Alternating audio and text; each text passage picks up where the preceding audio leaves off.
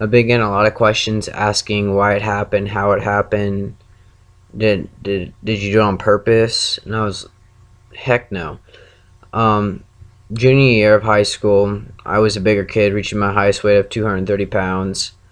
Um, I could go out and eat whatever I wanted. I'd stay up all night, play Xbox with my cousin Brock, and we'd go to McDonald's in the morning and spend $20 on McDonald's breakfast and eat it to ourselves.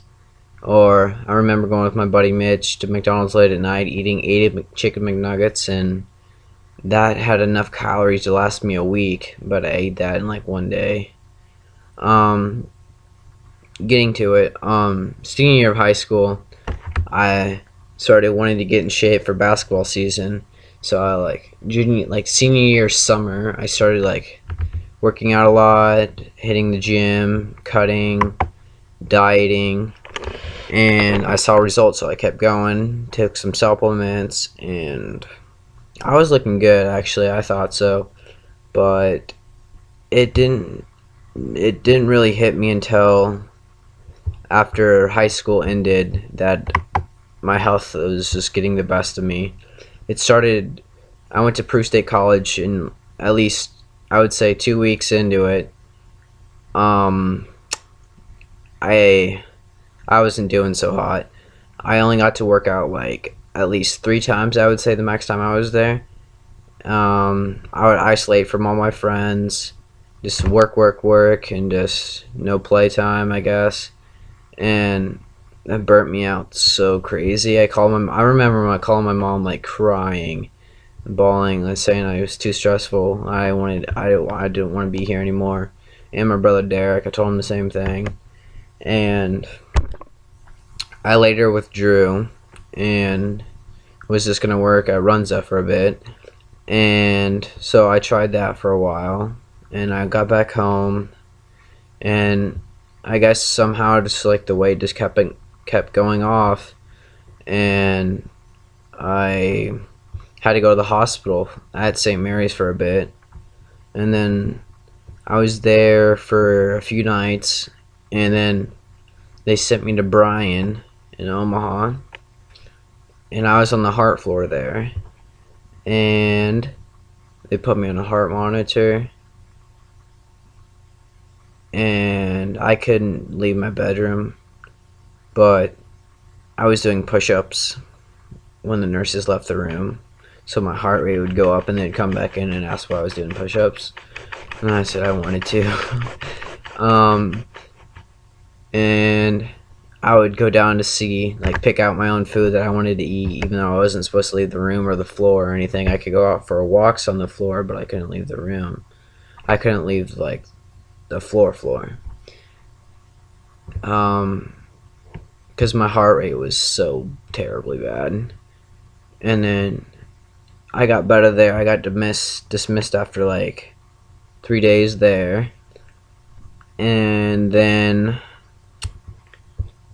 I went back home for a bit, and it just went downhill from there again. And then I went to an outpatient treatment at Omni Behavioral Health, and I just remember going there. My uncle picked me up every morning, and my friend's mom, Cindy, saying I just didn't want to go. I can just stay home today. My dad said I could stay home, and that's what I tell them, but they just still make me go. And the ride seemed faster. The music was playing faster each and every day. Every time I got there, I'd put on the hospital gown. They'd take my weight, take my vitals, and we would have breakfast. And oh my lord, that was terrible. Um, I just sometimes remember not eating the food, chewing and spitting it out. Um, Going outside, texting my mom to come get me because I hated the place, and then I could do it all on my own. Um, well, I tried that for like 2 weeks, and and then on November 11th, they basically said you're going to children's because you're basically your body's shutting down.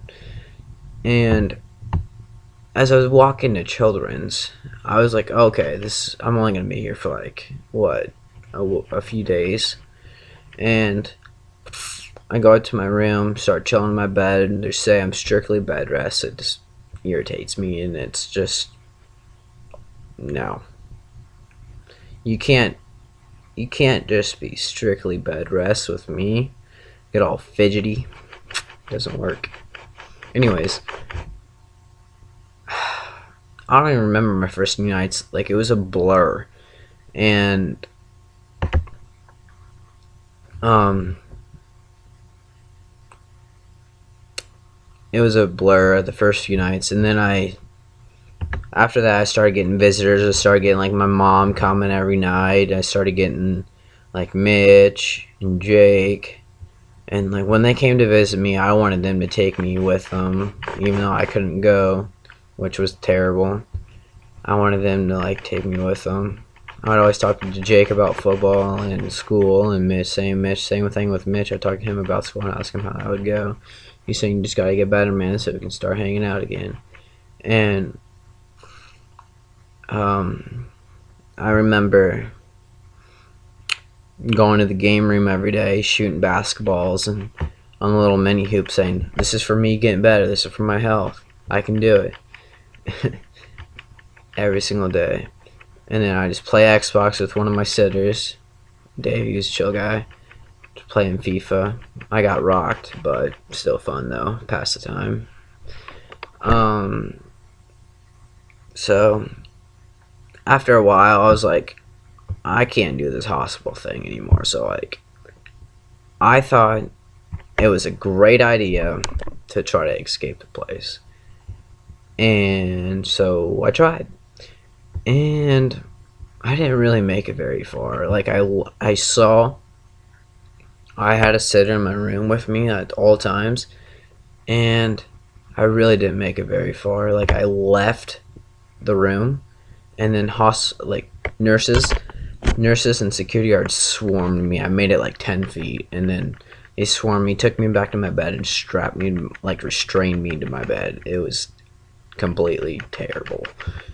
And I was in like these cloth restraints, and I wasn't having it at all.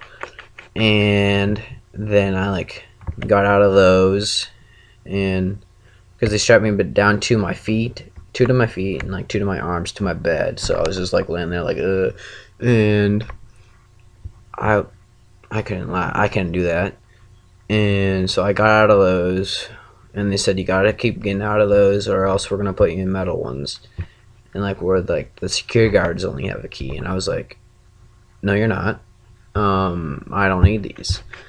And so I tried to get out of them again. I got out of them again. So then they came in with these metal ones, and I'm not kidding you, dude.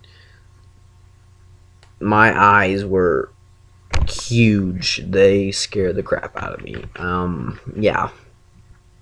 I learned my lesson not to try to escape restraints. Never again. Pretty terrible, actually.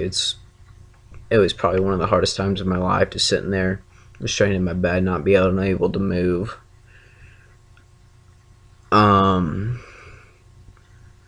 Yeah.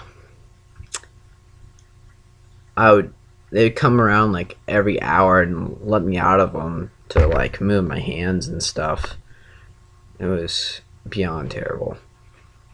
I remember when one of my priests came to visit me, I'd ask him to untie me from the restraints to take me home with him. And I'd always ask my brother Darren, be like, Darren, can you untie me from these? We're going home tonight. He's like, yeah, right, Dylan, I don't want to get in trouble. And I just kept begging him, and it never happened. And one night I told my dad, you need to untie me from these restraints, we're going home tonight, as he was sleeping in there at night. And he was like, Dylan, if you say it one more time, I'm going to go sleep in the waiting room. I'm like, Dad, no, you're not. I then shut my mouth. And then I don't know what happened. I don't know. I was there for like a few more days and got a lot more visitors from my college. That was really great. So that made me really happy. And they made a card that said "Get well soon," and um, just like we miss you and we know you can get better and everything like that. So that made me really happy, and just to see that everybody cared for me, and so kept me really positive. And I remember calling Chloe like once every day, just to see what was up. And I don't know, I was just chilling in my bed, nothing else better to do. um, and I don't know, the food was terrible. The eggs, they were plastic, and sometimes I just wouldn't eat them. And they threatened to put down a feeding tube down me, and if I wouldn't eat some foods or whatever. Yeah, it happened. Um, that thing was, oh my lord, down my chest. Ugh. Ugh. Like, and as I was eating other foods, I felt like a little wire down there. Nope, not happening. So after a few days with that, I just wasn't having it.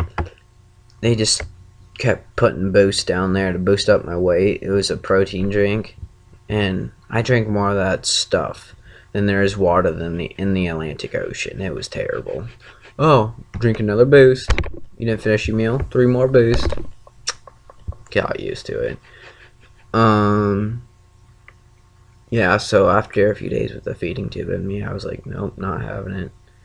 So one of my sitters was like, I was like trying to pull it out. She was like, Dylan, you better not pull that out. And I'm like, looking to see if she's gonna see me or whatever. And so I was like laying on the side of my bed and I just freaking yank it out. It hurt.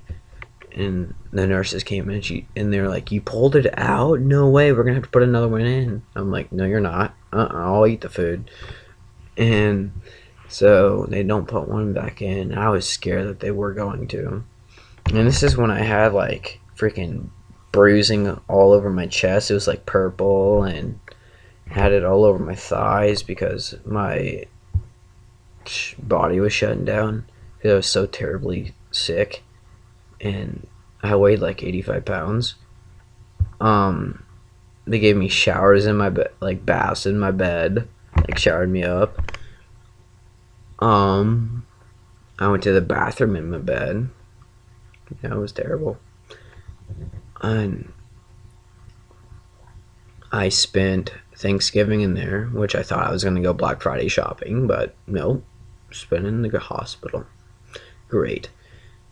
Even though my brother's wife made me some of the best mac and cheese, which made it even better. It was homemade. Oh my lord. Scarfed it down in minutes. Oh. And after they left, I was just doing my own thing. The doctor would come and see me every like 3 days and be like, "How you doing, Dylan? Anything you want to tell us today?" "Yeah, I'd like to go home. I can do this on my own. I can get better on my own. Can I go home?" "No, we're gonna keep you here for a few more days. You're doing a lot better, and we're just gonna keep you here for a few more days." Thanks. Now 3 days went by. So there's this there's this treatment center in Iowa City, Dylan. Would you like to make a phone call? Your parents would like you to want you to go. No thanks. I'm gonna go home. So after thinking about it, I was like, yeah, I gotta do something. I want to get home. And I'm. It was terrible. It was around Christmas time. Um, I made the call and said yes, I would go. So they strapped me to a gurney. That I sat on my mom's lap and freaking bawled. They strapped me to a gurney, and then they stick me on this private plane, and I flew to Iowa City with my mother. And before all that happened, as I was strapped to the restraints, like a few like weeks into it, I asked the security guards some questions. and my mom was in the room, and it was terrible. Like, she freaking bawled and was like, Dylan, you said that after I gave birth to you. And I'm like, sorry, Mom. I'm not in the best mindset right now. I'm in restraints. So, yeah. And sometimes she made the best lasagna for me in there, too. The best, like, by far the best. Like, I would never eat a lasagna before, but when I was in the hospital, the thing was amazing. And banana bread. Oh my god, I'll tell you this one story. I was, I had like, I can get like 3 snacks a day or whatnot. And she brought up a loaf of banana bread. And I can only have like a little slice of it. And, and at night, when the nurses were out of the room or whatnot, I just went to the little mini fridge in my room, took the whole loaf of banana bread and scarfed it down. Scarfed it down. The nurses came in and like, "You ate the whole thing?" Um, yeah. I was hungry. You're not supposed to do that, Dylan. You only get a certain amount. I was like, I'm sorry. Anyways, getting back. As I was flying over to Iowa City, I was the only way I was gonna go over there was my mom flew with me, so that happened. As I got there, I got admitted. It was late at night too, and sorry, it was late at night. I talked to the doctor, and then I got my own little single room, which was great. I couldn't like get a room with. I didn't want a room with anybody else. I wanted a room to myself to keep me sane. And I got there, just thought at night. I got there, ate dinner, and it was terrible. The green beans were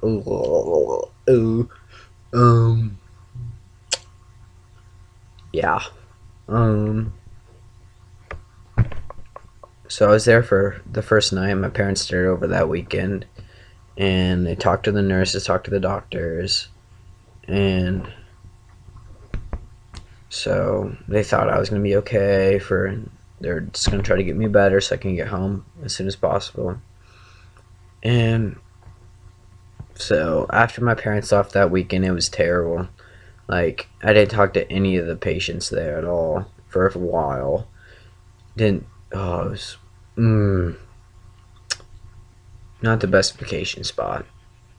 Um,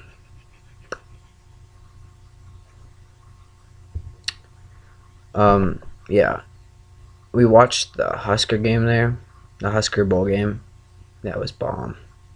That was bomb. Just drinking my hot cocoa, watching the Husker football game. Yeah, with them. That was great. And then they left, and I got depressed. Um, what else? All right. So when I was in there, I met these 3 girls: Emma, Molly, and Julia. Um, Emma. Oh my gosh. As Steve would say, stop shaking your legs and crossing them. um, Stop dancing your feet. Molly, you would always, always try to get your laps in walking. I swear you'd do anything in the world you could do to get your laps in, girl. Julia, you made those paper cranes one after another out of magazine paper.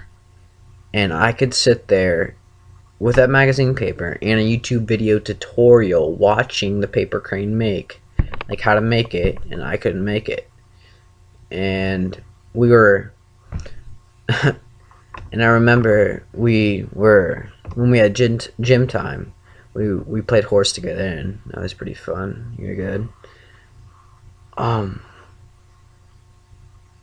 I also remember one time we had gym time. I think it was a dog visit or something, actually. There was this dude from a different unit, and we were just walking around, walking laps before it got started. And he asked me, "What are you in here for?" I was like, "An eating disorder." He was like, You eat too much or too little? I was like, what does it look like? He never said a word to me. Yeah, the dog was pretty cool. Magic. She was sweet. Um, but yeah, so after a few nights there, it was terrible. We did groups, had breakfast in the morning, and just really couldn't leave the unit at all. It was like a locked unit, and the only way you could get out was like nurses' keys and like badges and stuff. And there's a locked door behind that, and there's no way you would escape in that place. It was like a mini prison. Um, yeah.